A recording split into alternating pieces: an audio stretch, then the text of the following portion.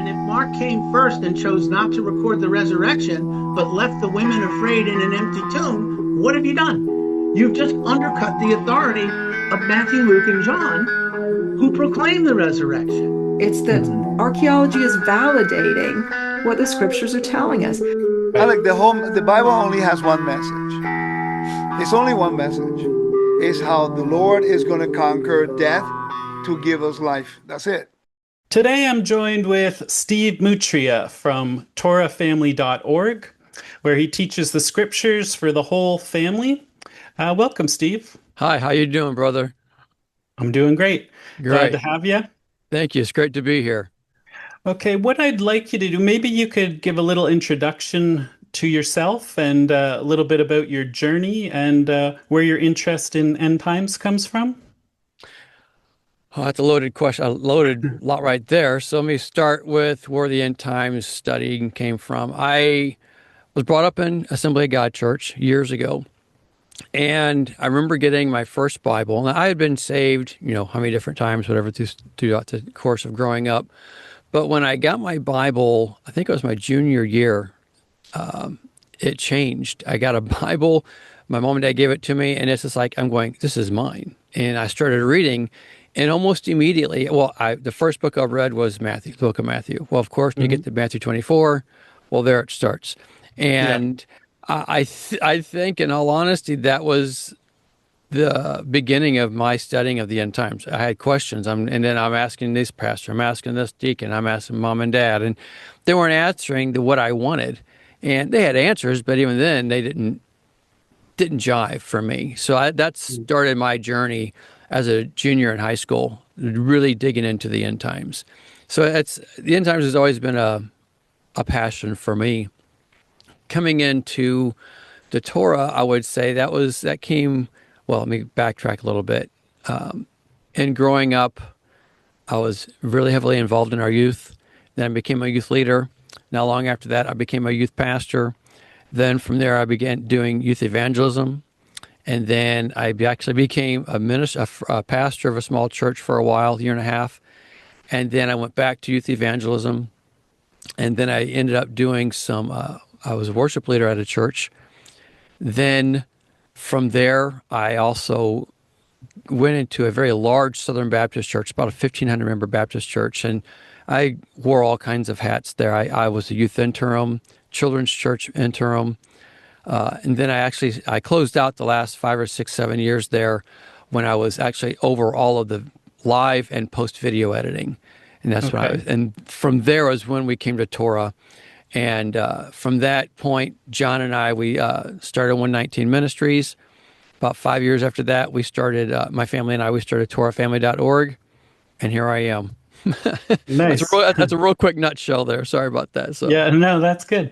Yeah, that sounds interesting. So you had a lot of questions along the way about the end times, and you weren't quite getting those answers you wanted. How did you come to some of those answers, and how did that come about? Well, or do you have the answers? I was going to say, that was what I was ready to say. I don't really have answers. I have conclusions where I'm at today. In fact, I have a sentence I wrote down because this is something I make it clear that first, please know, I'll just read it verbatim what I wrote down. Sure. Please know that all my answers and comments are based on my current understanding at this moment. Ask me tomorrow, it may be a little bit different. Maybe real close to the same, but it's going to be slightly changed. And to me, that's growth. And and I just, like we said actually a little bit beforehand, I have views, especially on end times, mainly on end times, that would even contradict each other, because I'll have this view, I think, because it matches up with these verses. Then I'll say, well, we got this view over here, guys. Let's not forget about this. And they may not necessarily contradict, but they don't also gel how we think it would. And so I think as long as we keep studying and have an open heart and just not lock everything in. My concern is, and I really mean this, I have a great concern when I see people who are so hard-nosed on what they say is right. Don't get me wrong, I love the passion. In fact, I value the passion. But I feel that passion could be toned back just a hair to say, look, maybe just in case, what if you're wrong? And that's what people don't want to say or admit is, I can be wrong. We can all be wrong. I mean, and I think that as long as we continue to learn and grow, we are less apt to be self-deceived, because I think a lot of times we get ourselves so into something, we brainwash ourselves, not trying to, but we think this is it. That's got to be it. And then all of a sudden, well, what if the end times start and it doesn't start the way you see it? Now all of a sudden you have to admit one of two things: either that's wrong, even though it's not, but you don't know that, or you have to confess yourself, like, hey, maybe I'm wrong here. And if we can overcome that pride, that'd be great. It doesn't matter. But wouldn't it be better to overcome the pride now, and then we'll be able to go fluent with everything when it starts? You know what I'm saying? Hopefully that all Yeah. makes sense. Yeah, for sure. That does make sense. I've also thought, like, similar to the first coming, like when Yeshua first came on the scene, it's easier for us to look back and think, oh, you should have recognized him, like you guys, like, but being real life and seeing the Messiah, is this the Messiah? Is this not the Messiah? Like actually having to make that call. I think there's a lot more grace that could be applied there to that situation. That's, like I said, looking back, sure, we have that advantage, but before that happened, like before there was a New Testament, like, and making that call, this is the Messiah, like that was huge. That was a big deal. Yeah. Yeah. Amen. Amen. I hear you. And the same thing, like they were trying to read the signs. There was a very an anticipation for the Messiah, and they had their different viewpoints of what he would and wouldn't do. And so I think it's similar to the second coming. We're trying to see what lines up and where we are. And Yep. There's so many. I was just talking to my daughter about this yesterday. I feel today there are so many parallels going on in the world, in the Christianity, if you will, and politically around the world, of what's taking place today as what happened in first century Jerusalem. It's insane. I'm just seeing all these debates, this here, this here. I'm going, man, we are living first century Israel all over again. Yeah, it's crazy. yeah, it's fascinating. Mm-hmm. Just even some of the stuff, like I've read a bunch on the Dead Sea Scrolls, and just that this community was, it appears, awaiting the Messiah, preparing the way of the John the Baptist verses they had in mind to themselves, and that whole, the new covenant was on their minds. It was very New Testament sounding, a lot of the themes that run parallel there. So it's just that whole the timing of it. Like they weren't wrong on the time, whether or not we think what matches up and what doesn't, or what became of them, or who they were, is a whole different conversation. But it's fascinating that this was on their minds. I think this was Israel at that time. I think that this was a big insight onto what was going on in that anticipation of Messiah, right? Right, right. Yep, absolutely. I was wondering if would you be able to give like a little outline per se, like an overview, if we kind of step back and take a look at end times, like what are we talking about? What's the arc in a more of a general, and then maybe we can drill down into specifics after? As far as how I see them playing out, you mean, per se? Yeah, like the events, the signs, and Gotcha. what we're looking for, what's happened or hasn't happened, what's coming up in your viewpoint. Like maybe we can just kind of generally go from there, and maybe we'll drill in on a couple points as they come along. Absolutely. For me, I can say that going back to Matthew 24, and you can go Luke 21, Mark 13, Yeshua gave us, I believe, something very specific to watch for, and that is Jerusalem being surrounded and the abomination of desolation. Those two things, to me, are like, that should be like on our watch list right now. That's to be the ultimate. Now, bear in mind, he also said, before this happens, you'll hear of wars, rumors of wars, earthquakes in diverse places, all these different things taking place. So now we can say, well, that's been happening for a long time, and I agree. Okay, and we can go back to World War I, World War II, all these things, when the whole world was at war. Okay, I agree. However, I believe when the times that Yeshua was talking about, it will be not just war over there. it will be war everywhere, and it will be something big time. But yet he even said then, take heart, the end is still yet to come. So that means we're going to see some things kicking gear hard, tensions everywhere. There will be no homeland that's safe, because it's going to be, tensions everywhere. And then I believe that will all lead up to the element of, I believe Jerusalem gets surrounded because of the abomination of desolation. Okay. And I believe the abomination of desolation is the sacrificial system starting back up in Jerusalem. Now I can take you to several verses that we can go into and discuss that later. However, when that begins, that will begin the 40 days of Jerusalem being surrounded in Ezekiel chapter 4 and chapter 5. At that time, I have multiple theories of when and how this will all take place, but I believe at the end of those 40 days will be the resurrection. Okay. And this, again, goes in with Ezekiel. But more specifically, I think it's going to go in with Isaiah. And at the resurrection, you're going to have an earthquake, a great earthquake, and you'll have the destruction of Babylon. Okay. And it's only at the destruction of Babylon that will be when the Antichrist rises up to begin his reign. Doesn't mean he's not on the scene. In fact, I think he will be on the scene during Babylon's, reign of terror on the believers, and that's going to go into Revelation 17 and 18, 19. But until Babylon is taken out of the way, Antichrist can't rule and reign. And I believe he will rule and reign from Jerusalem. And then you'll have a time frame that I believe can be as little as 6 months, and right at probably most probably a year. Okay. And then I know you got the 7-year tribulation people, and then the 3.5 year. I lean to a 1-year tribulation, and I have a teaching all on that. And then at the end of that tribulation time, Daniel says when the holy people are finally broken, and that will be when Yahweh comes in, steps in, Yeshua comes in and saves the day, if you will. And then when he cleans house in Jerusalem, and that's what's going to happen is, because I think, again, wrong or right, I lean very heavily that at the resurrection, he takes his bride to Mount Sinai. Just like he took him when he delivered him out of Egypt, where did he take him to? To Mount Sinai. What did they do? They entered into covenant. What you're going to do? We're going to have the new covenant right there established all over right then at Mount Sinai. He's with his bride for 1 year, according to Deuteronomy 24. It says when a man takes a bride, he can't go to war or have any work laid upon him. That's what Yeshua does. He takes his bride. He's with her for a whole year. And that's what he actually did at Mount Sinai. He was there for a full year. They were there for 1 full year. Afterwards, that's when they went out to the spies to check out Jericho.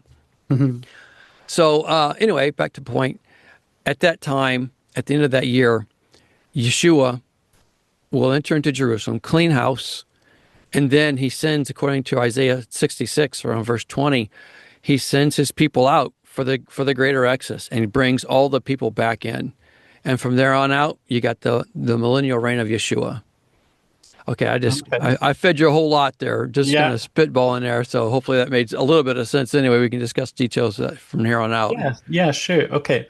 So Jerusalem being surrounded, and the abomination of desolation happening, which was triggering the surrounding you were thinking. That's what I believe. Okay. So are you thinking that then there's a temple at play, or just an altar set up and ready to go? And I believe at least an altar. Temples aren't required for sacrifices. Now, they will do this. I believe they'll have all intention to start, doing the sacrifices with the temple.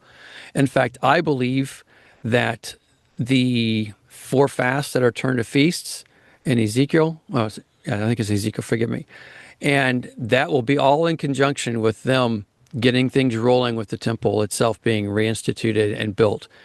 But no, to your point, I think, again, wrong or right, I don't know if you've ever heard of Jim Barfield at the Copper Scroll Project.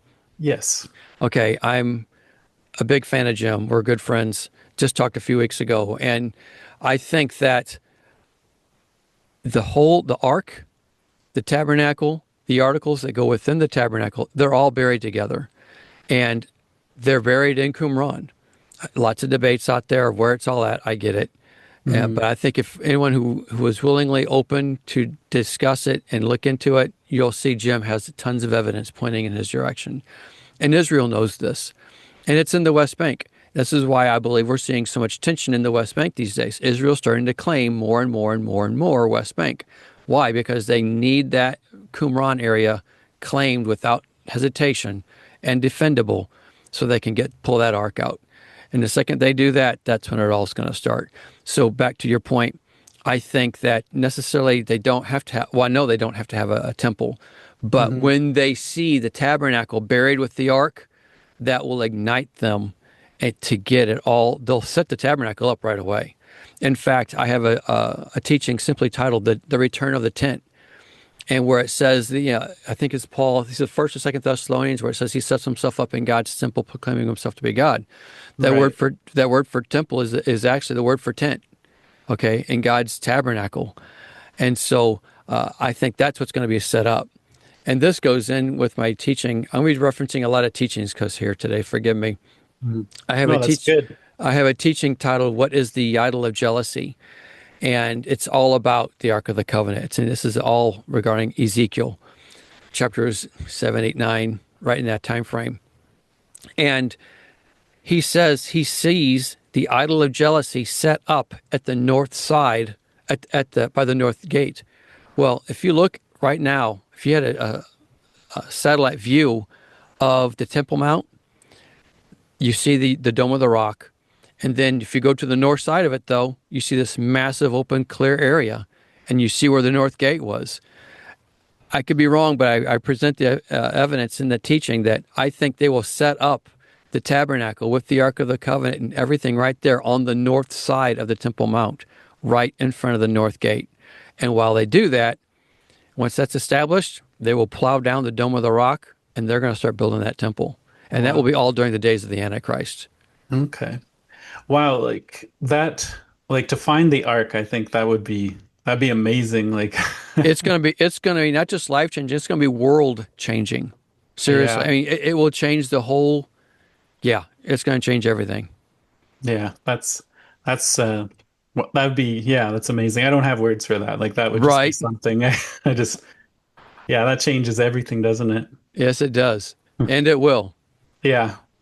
And so in your estimation, then, this seems very plausible nearby, I guess we'd say, like that this could happen very quickly.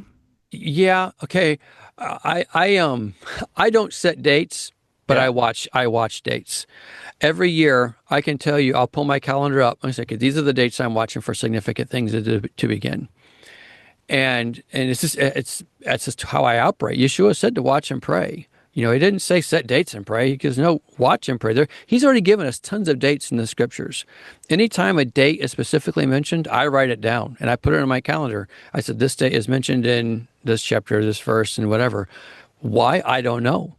But I think one day when it all starts, everything was going to click and click and click. And if we have these things written down, oh, this has happened now. This is pointing to this. And so we can start seeing how it's going to unfold. So I don't set dates, but I definitely watch them. And to your point, it can happen very quickly. And that's why I always watch, because things can change quickly. And right now with the situation we have in this world, at the time of this recording, just last week we took,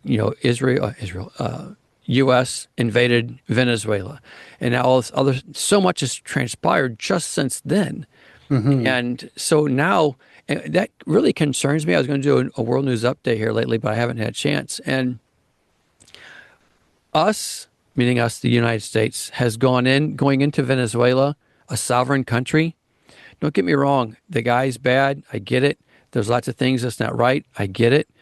But they're still a sovereign country. What gives us the right to just go in? I get if they're doing bad things, bringing stuff into our country, then we should guard it. I say all that because of this. We just set a precedence around the world that any nation can now invade a sovereign nation for any reason they want to say. They can make up any reason they want and legitimize it however they want. Russia could now say, well, you know what? I don't like what you guys are doing, America. You guys did this wrong, doing that wrong, and we're going to come and take over and set new leadership up. Why couldn't they do that? That's what we just did to Venezuela. So I say all that because we are entering an era that wars and rumors of wars are going to start rising up beyond reason. I feel, I hate using the word feel, forgive me, but I'm very concerned that we've entered a new era that could be really ushering things in much faster than we think. Right. And that's, I guess, what comes with the end times is the excitement of the return of Yeshua. But what comes before that is not so good. The descriptions are very concerning and scary, really. So absolutely. Yep.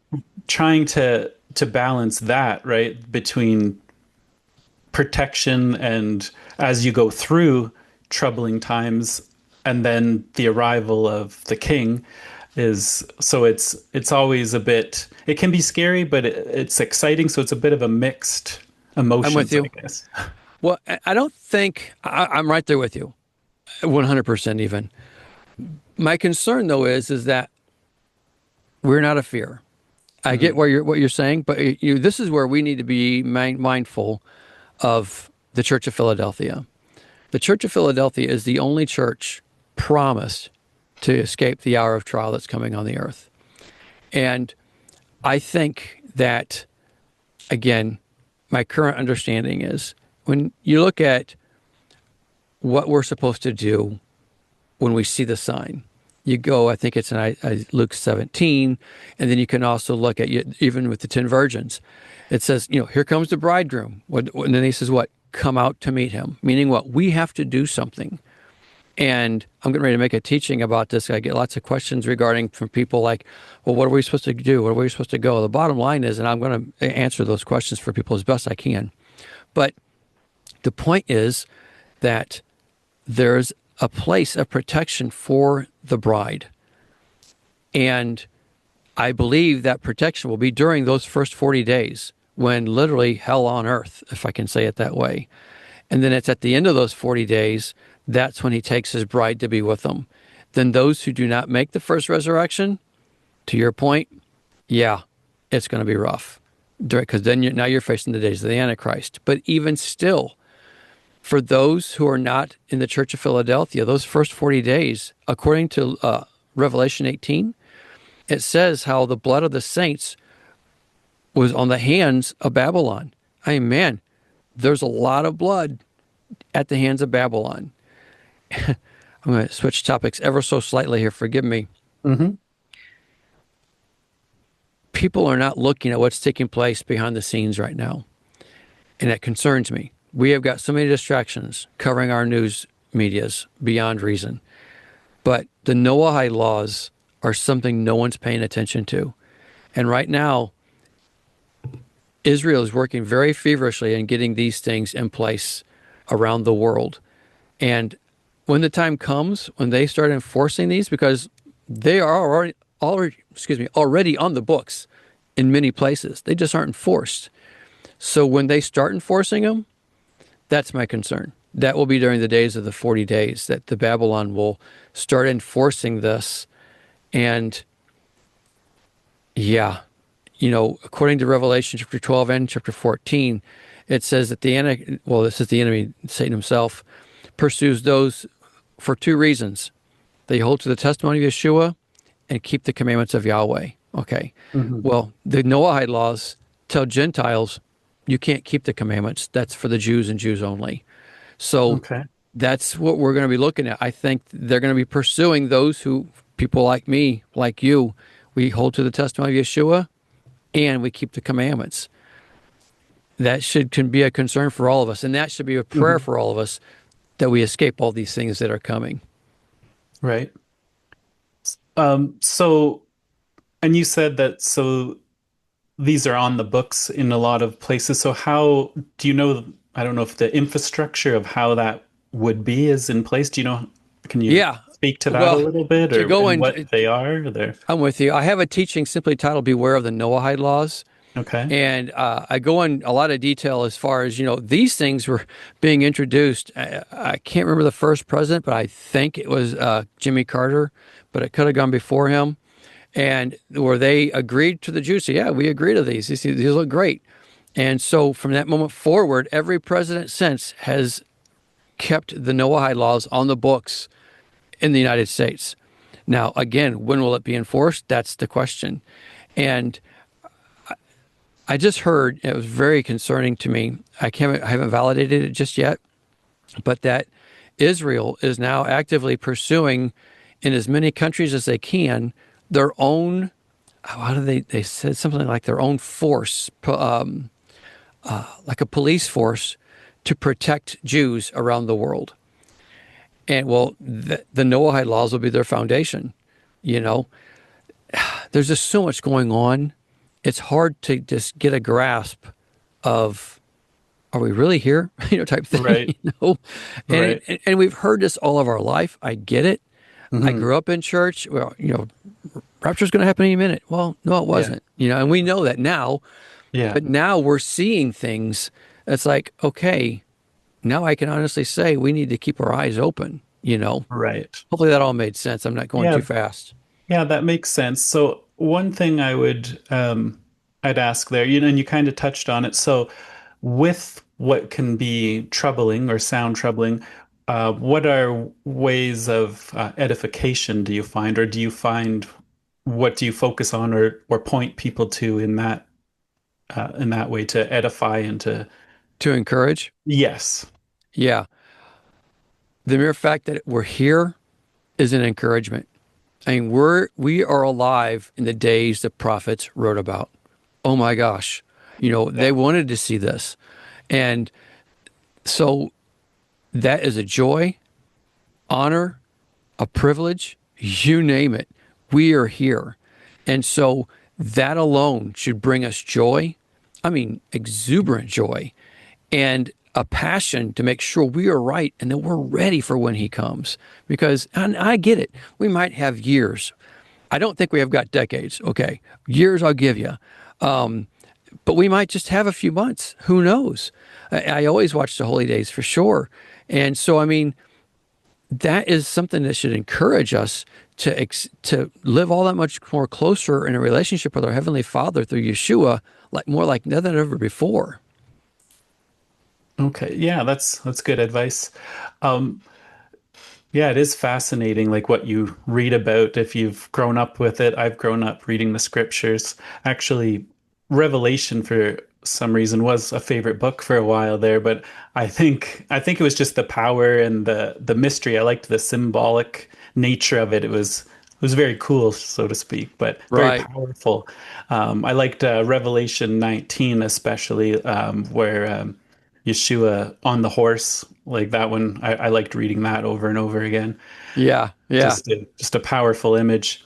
But yeah, to actually see signs that were very close, it feels to the actual return of the King, right, is Amen. very exciting. Yeah, and he'll make it right. Yeah. Now, so a question I have for you.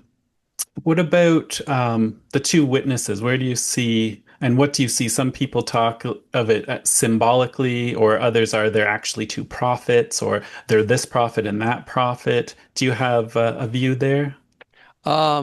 Yes, I would say if it's going to be, is it two individuals or is it two groups of people? My answer is yes. I can see both arguments. I will say that I do lean to the two people, and I lean extremely heavy to John and Ezekiel. And I have a teaching specifically on this, and I'm actually hoping to update it pretty soon. I got more evidence that just points to John and Ezekiel beyond reason. And if you look at it, if you think about it, it calls them the two witnesses. Well, witnesses of what? Okay, what did they witness? Well, Ezekiel witnessed the first destruction of Jerusalem. John witnessed the second destruction of Jerusalem. And if you go through, they're both given multiple things parallel. They're given this a scroll to eat. turned their stomach sour. Happened to both of them. Multiple things. There's multiple parallels with these two individuals. In fact, in Ezekiel, and forgive me, I think it's in chapter 8, and Yahweh's telling Ezekiel, this is what's going to happen. This is what's going to happen. And then he says this, and when they come to you, I go, what? So that just tells us right there, Ezekiel's going to be there, and the people are going to come to him when all this destruction is taking place. Yeah, I get kind of, forgive me, I get excited when I start talking about Scripture. That's great. But yeah, I lean very heavily to those two, John and Ezekiel. I'm open to being wrong, don't get me wrong. I've seen all the debates, and I like the other views. I just haven't seen, those views haven't convinced me otherwise from the John and Ezekiel perspective. Right. Okay. Yeah. That sounds good. And then you had said your idea of tribulation was a year, and there's a couple things in there that you had said. The first resurrection. Where does the rapture, or is there a rapture or a carrying away, or what are your thoughts there? Is that I'll let you unpack that if I make sense there. I think I'm following you. And yes, I don't like to call it the rapture. I know a lot of people do. I like to try to stick to the biblical terms. Now, if I do reference it as a rapture, it's because I'm reaching out to those who reference it as such. But it's the first resurrection in my current understanding. Okay, that's what I was wondering. Yeah. And I would say I believe in a pre-tribulation rapture, resurrection. But the question is, when does the tribulation start? Okay, that's what I'm going to say. And I don't think the tribulation itself starts until the Antichrist is on the scene and ruling. Okay, but that does not mean we escape the first 5 seals. Okay, the first 5 seals, you see all this destruction. The first 4 seals. You get to the 5th seal, what do we have? The martyred remnant under the altar. These are those who have been killed by the hand of Babylon, okay, during this time. So, and this is the time frame I think Yeshua is saying, escape all these things. It's Luke 21:36. Pray that you're able to escape, have the strength to escape all these things and stand before the Son of Man. Well, to stand before the Son of Man is marriage language, okay? What did they do at Mount Sinai? They stood before the mountain and they all said, we will. Okay, what? Keep the covenant. It was a marriage covenant. And that same thing is going to happen again.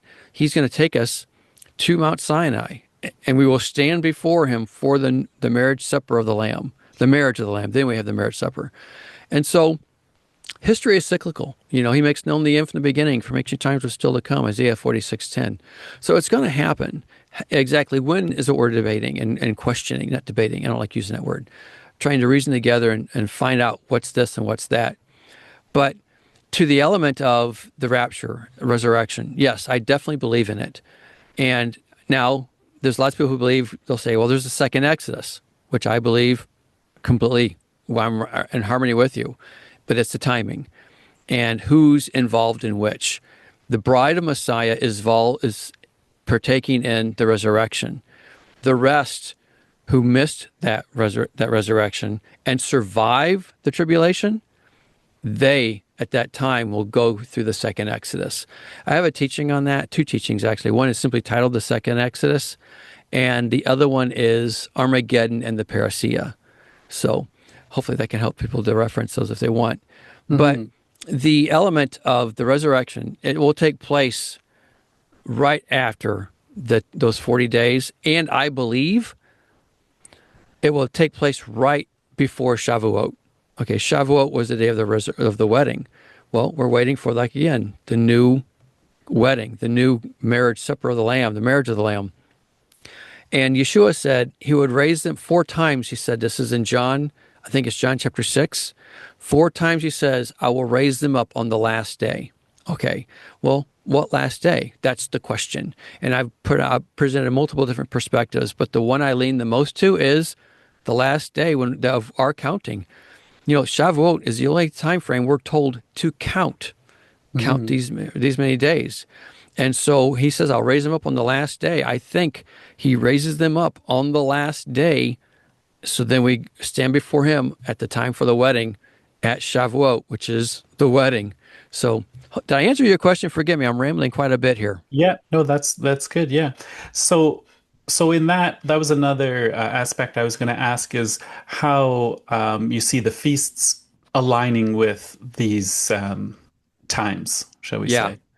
Oh, I'm definitely open to that. And again, that's I have so many perspectives, but I just put a teaching out last year.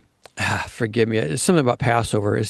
Passover is the time, and it's there. It's how he delivers his people out of Egypt. Could it be how he delivers his people out of Babylon? It's all there.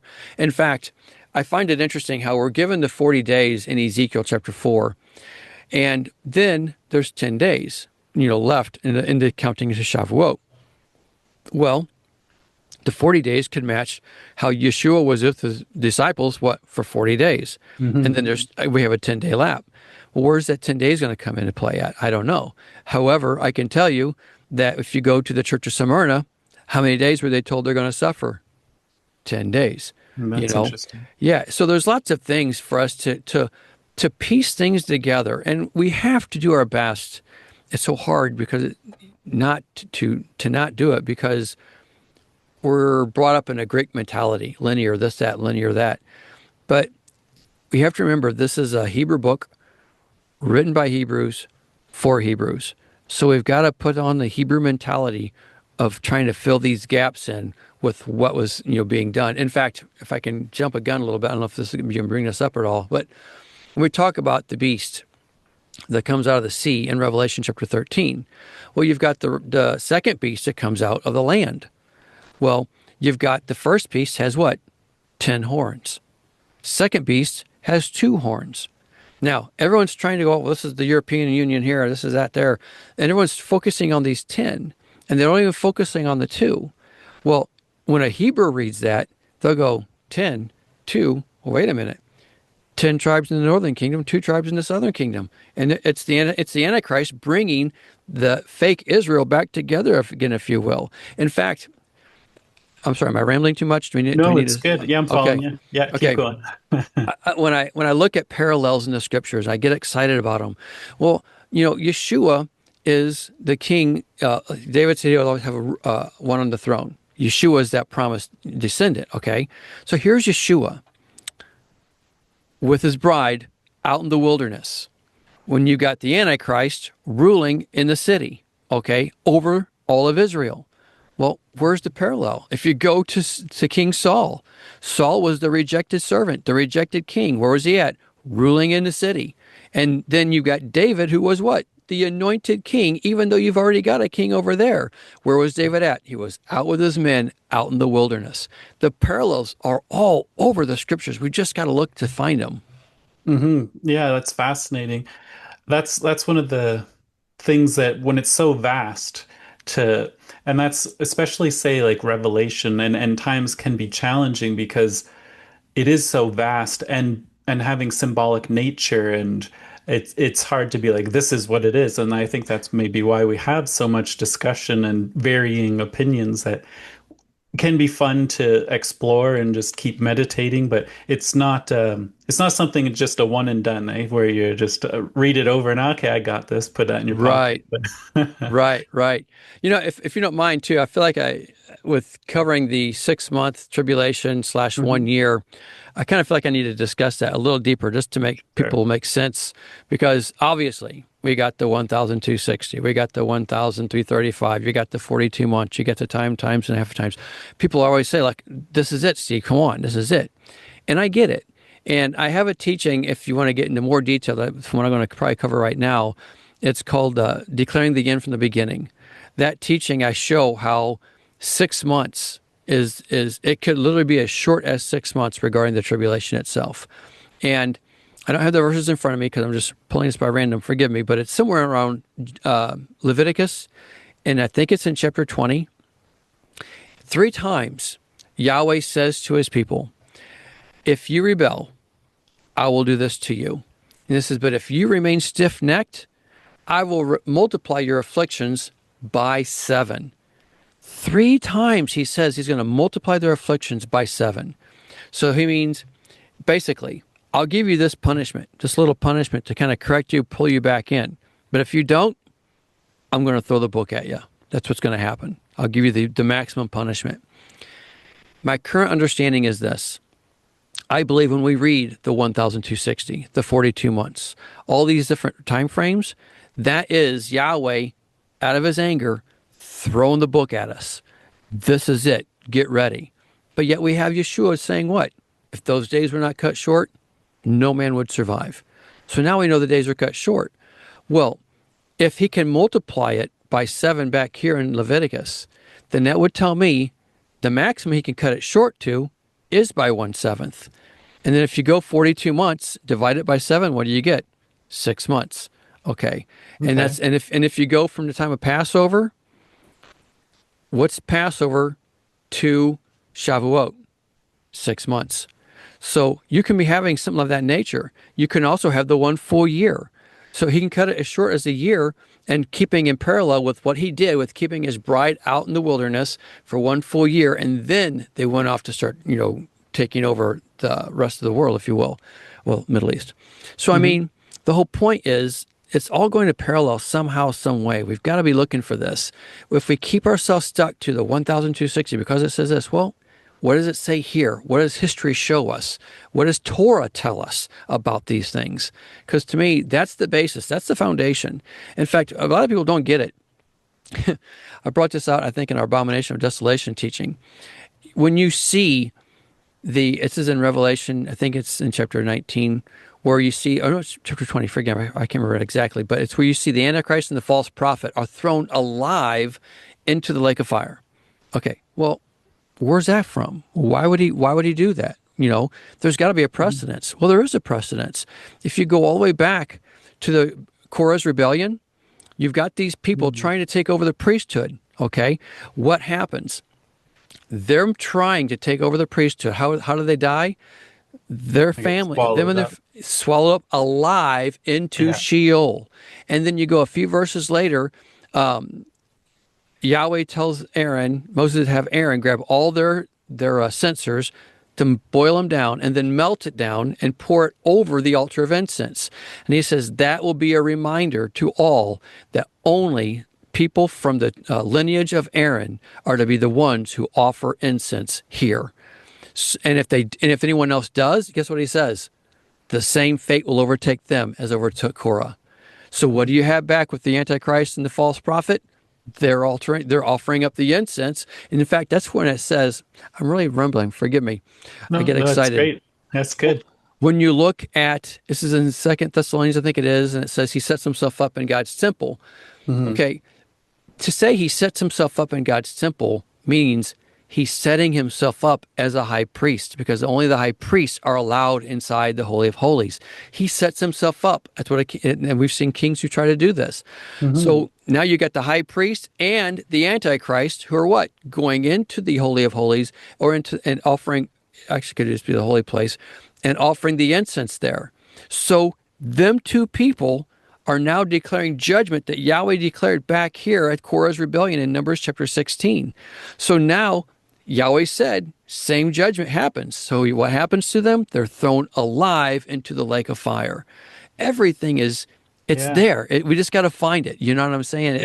I get so excited seeing it, those links that's and fascinating. stuff. Yeah, that is fascinating, and it's things I've never seen. That's always fun too. So you see these connections. So thank you. Yeah, that's cool. We've done that a few times today so far. Hallelujah, hallelujah. Yeah, that's cool when you see new connections, right? Right. Yeah, that's really interesting. So another thing I was going to say. So when we talk about prophecy, do you view it in a cyclical nature? Like sometimes it appears that you have a fulfillment. Like I'll say the Abomination of Desolation, we hear about that in Daniel, then it looks like we get it in the Maccabees, and then you have Yeshua talking about it again. So we're going in circles in a way. Do you see that there are multiple fulfillments or cyclical nature to prophecy in general, or what are your thoughts on that? I'm with you. For me, I go back to what is it, Ecclesiastes 1:9. There's nothing new under the heavens, under the sun. What has been will be again. And then again, you got I mentioned earlier, Isaiah 46:10. He makes known the end from the beginning. Ancient times what's still to come. So knowing, let's backtrack and go. Let's take Isaiah's verse first. He makes known the end here from the beginning. Okay. Well. Okay. That being the case, and we go to Ecclesiastes. I think it's chapter 1, verse 9. There's nothing new under the heavens, and what has been will be again. So if this has been here, it's been again and again and again. We're constantly seeing it. We're waiting for that final fulfillment when it really truly all gels together.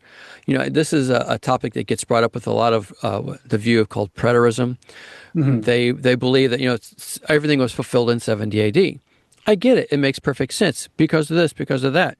And for those who are questioning that, if you believe that, please see my teaching, Satan's Little Season. I have a teaching on that showing how 70 AD was not the fulfillment. It was showing what's going to happen, yes, but it's not the fulfillment. You got Jerusalem being surrounded, absolutely, but where's the abomination desolation? Well, it wasn't there. Well, then you can't say it was all fulfilled. This was here. And my biggest issue with that is saying this happened and it fulfilled it all. Completely, you have to throw out so many prophets and just throw them in the trash can. You got it's Hosea chapter 2 where he says that there will be no more war after that time. Well, wait a minute, and even he says no one will train for war. Well, okay, since 70 AD, I'm sorry, we've had a lot of wars on this earth, especially in Jerusalem, and people are still training for war, and we see war right now. So either Hosea is a false prophet, or there's something we're not getting with that, and so. The whole point in case is everything is cyclical, but maybe not everything fulfillment, but in every perspective until it gets to the very end. Then we will see every detail as lined out from past history. Does that make any sense what I just said? Yeah, that makes sense. So like it's like you get aspects, or it would appears to be fulfillments, but you don't get that complete fulfillment. One thing there I was going to mention is I've heard where the beast, the mark of the number of the beast, they can Caesar Nero. They say they can get the gematria of that. So things like that could have an application more than once, I guess, and then having a fulfillment, or if it's a type or a shadow, like you get that kind of thing. Like we see it, like you were saying with David, like the parallels alone in Scripture. So you're getting shadows and parallels, and then ultimate fulfillment, right? Right, absolutely. I mean, you can look at Nero and stuff, but when did he die? He died long before it all was completed. And then, how did he die? Was he thrown into the lake of fire? No. Well, then you're going to say, people say, well, that's just what do they call it? There's a word, eschatological typology or whatever and stuff. I'm going, okay, if that's how you're going to do it, you're going to broad brush everything in Revelation as just typology. And I get it. There's lots of things, symbolism and stuff, but there's things that to be taken literally as well.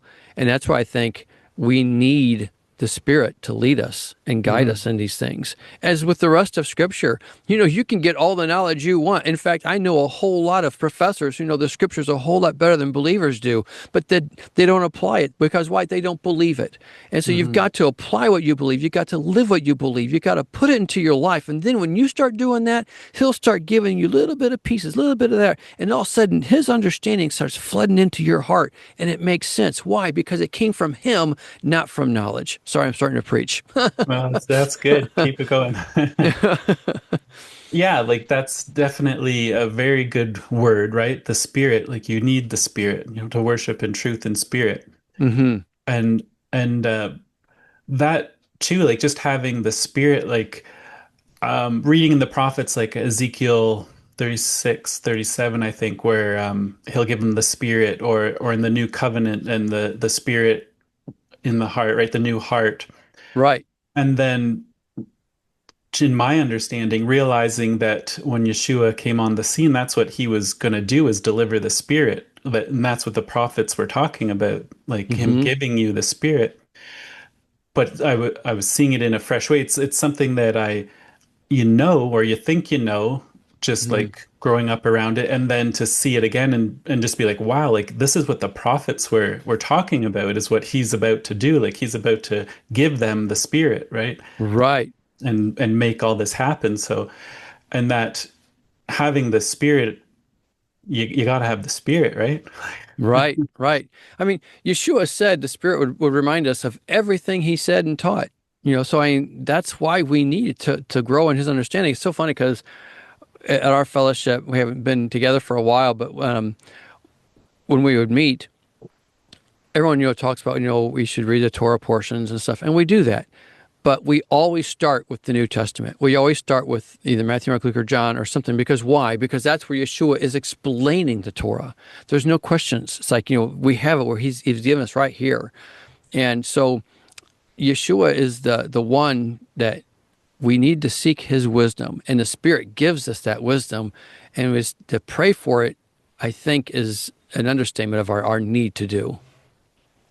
For sure. And it had come to my mind, like we talk about, or the scripture talks about the fruit of the Spirit, and it's crossed my mind over the years. So what is it that we as the believer are responsible for when it comes to the Spirit? Because one person could take it to be like, oh, I have the Spirit, so move on, that's life, whatever I do, I have the Spirit.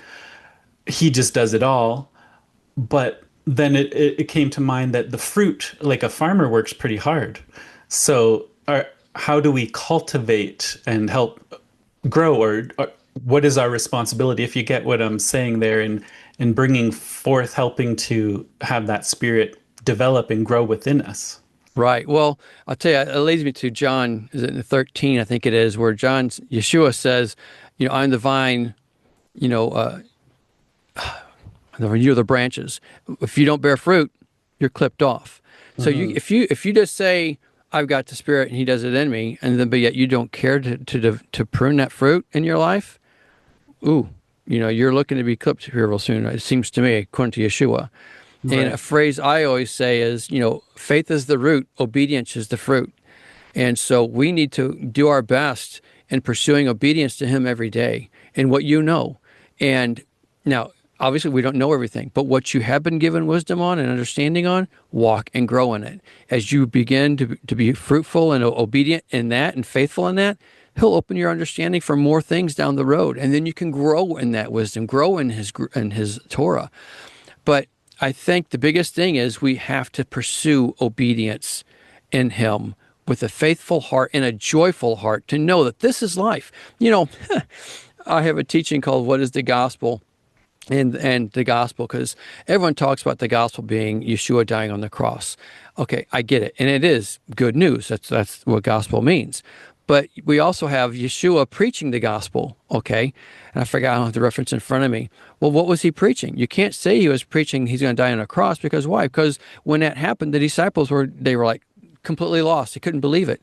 And there's even time where it says they went out preaching the gospel. Well, if they went out preaching the gospel, and the gospel was Yeshua dying on the cross, when he died on the cross, they would have been excited. Oh my gosh, we got 3 more days. Let's see what happens, But they didn't. They were completely devastated. So what is this gospel? What is this good news? It's the Torah. And what does that mean? How in the world can Torah be good news? A lot of people would say. When you take yourself to Deuteronomy chapter 11, verses 26 to 28, he says, behold, I set before you life and death. Life, if you obey these things, blessings and curses. Blessings if you obey these things, but curses if what? You disobey. He just told us we can walk in his blessings. The maker of the whole universe, you name it, he's saying, I'll bless you if you do this. Folks, that's good news. We can walk in his joy and his blessings. I want that in my life. I don't know about you. So I think as long as we are pursuing him with the understanding we have today, and then with a heart of wanting to fulfill his law for his sake, to please him, make that our joy, make that our goal, to please him, he will start revealing more and more. So I think the whole point is, there's a long answer for a short question, and forgive me. I think we are accountable to what we know, and as we show ourselves faithful, he'll give you more and more down the road. Sorry, does that all make sense? I threw a whole lot Yeah, there.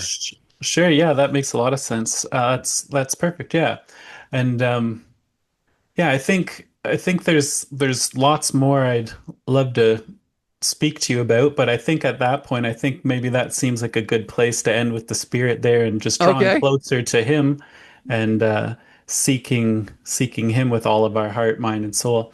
Amen. Now, but before we wrap up, is there anything there that we should touch upon that we missed that you want to button up or We covered quite a bit. I don't know what I rambled a lot. I don't know what all I said. Forgive me. So I don't know what to button up.